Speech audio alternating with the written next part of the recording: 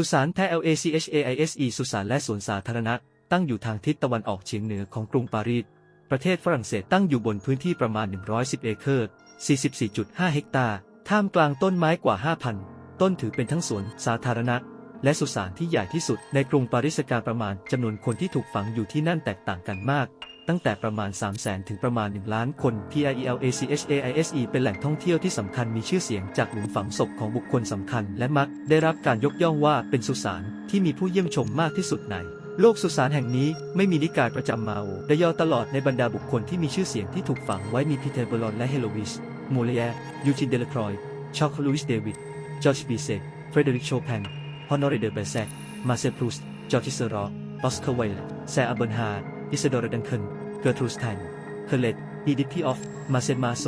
ริชาร์ดไรท์อิลมอนเทนและจิมมอร์สันร่างของอาเบรอนและเฮโลวิชซึ่งเสียชีวิตในปี 1142 และ 1164 ตามลำดับมีรายงานว่าเป็นกระดูกที่ระบุตัวตนได้ที่เก่าแก่ที่สุดในสุสานบริเวณสุสานตั้งอยู่บนเนินเขาที่ครั้งหนึ่งเคยรู้จักกันในชื่อแชมเปญเวกซึ่งเคยเป็นที่พักอาศัยของพ่อค้าผู้มั่งคั่งในศตวรรษที่ 15 คณะเยซูอิตเข้ายึดบ้านของเขาในศตวรรษที่ 17 และเปลี่ยนให้เป็นที่พักของคณะเยซูอิตพระราชาผู้สารภาพบาปข่าองค์พระเจ้าหลุยที่ 14 บาหลวงฟรองซัวเดอลาเชสดาอิกซึ่งโดยทั่วไปเรียกว่าเลอเปเรลาเชสเคยพำนักอยู่ที่นั่นและชื่อของสุสานก็ได้มาจากท่านคณะเยซูอิตได้เปลี่ยนชื่อเนินเขาแห่งนี้เป็นมงหลุยเพื่อเป็นเกียรติแก่กษัตริย์ซึ่งเล่ากันว่าพระองค์เคยเสด็จเยือนพื้นที่แห่งนี้ในช่วงเวลาแห่งความไม่สงบเช่นในช่วงฟรองนอกจากนี้องครักษ์ของกษัตริย์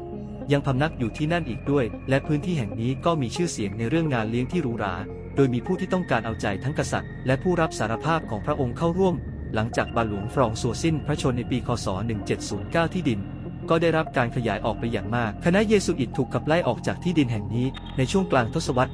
1760 ในช่วงที่คณะเยซูอิตถูกขับไล่ออกจากฝรั่งเศสโดยทั่วไปสุสานแห่งนี้เป็นสถานที่สู้รบด้วยอาวุธถึง2 ครั้งครั้งแรกในปีพุทธศักราช 2357 ในช่วงสงครามนโปเลียนเมื่อถูกกองทัพรัสเซียบุกยึดครองในยุทธการที่ปารีสและครั้งที่ 2 ในเดือนพฤษภาคมพุทธศักราช 2414 ในช่วงความวุ่นวายของปารีสคอมมูนเมื่อคอมมูน 147 คนถูกสังหารที่นั่นกำแพงของสุสานมูเดเฟเดอร์สกำแพงของคอมมูนซึ่งยังคงพบรอยกระสุนอยู่ถือเป็นจุดที่เกิดการสังหารหมู่แพรและเชสมีอนุสรณ์สถานหลายแห่งที่อุทิศให้กับผู้เสียชีวิตในสงครามและเหยื่อของการฆ่าล้างเผ่าพันธุ์สุสานแห่งนี้มีพื้นที่เป็นเนินเขาและมีถนนเรียงรายไปด้วยต้นไม้ทำให้ผู้คนพลุกพล่านเงียบสงบและน่าดึงดูดใจมีประติมากรรมมากมายและหลุมศพก็มีตั้งแต่หลุมศพที่มีแผ่นหินแบนราบและแนวนอนที่เรียบง่ายไปจนถึงโบสถ์เล็กที่เปิดให้สาธารณชนเข้าชมได้หลุมศพบางแห่งได้รับการดูแลอย่างดีในขณะที่บางแห่งก็ทรุดโทรมและถูกทิ้งร้างแผนที่ที่แสดงตำแหน่งของหลุมศพยอดนิยมนั้นหาได้ทั่วไปหนึ่งในหลุมศพที่ผู้คนเข้าไปเยี่ยมชมบ่อยที่สุดคือหลุมศพของร็อกสตาร์จิมมอริสันนักร้องนำวงเดอะดอกซึ่งเสียชีวิตในปารีสเมื่อปี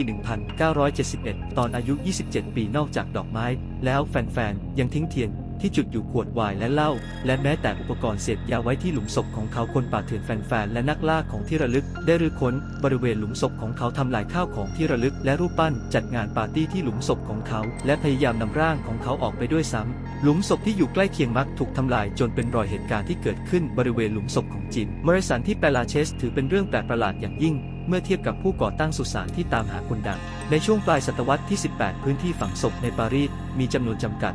และเจ้าหน้าที่ของเมืองเริ่มกังวลเกี่ยวกับความเป็นไปได้ที่โรคจะแพร่กระจายจากสุสานที่แออัดด้วยเหตุนี้พื้นที่ดังกอลาวจึงได้รับการจัดตั้งเป็นสุสานของเทศบาลในปี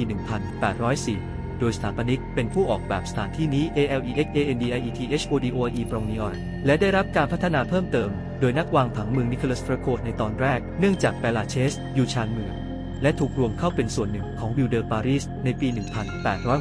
จึงใช้สุสานแพรและเชสเป็นสถานที่ฝังศพซ้ำจากสุสานเก่าเพื่อโฆษณาสุสานและส่งเสริมการใช้สุสานนี้เฟรโคและเจ้าหน้าที่ของเมืองจึงย้ายร่างของบุคคลที่มีชื่อเสียงจากสุสานอื่นๆไปยังแพรและเชสด้วยความยินดีอย่างยิ่งการอ้างถึงสุสานในผลงานนิยายบางชิ้นของมอบันซักยังช่วยทำให้สถานที่แห่งใหม่เป็นที่นิยมอีกด้วยไม่นานนักการฝังศพที่เปลาเชสก็กลายเป็นเรื่องของสถานะเนื่องจากมีหลุมศพที่อลังการจำนวนมากเป็นหลักฐานในช่วงปลายศตวรรษที่ 19 ได้มีการเพิ่มเตาเผาศพเข้าไป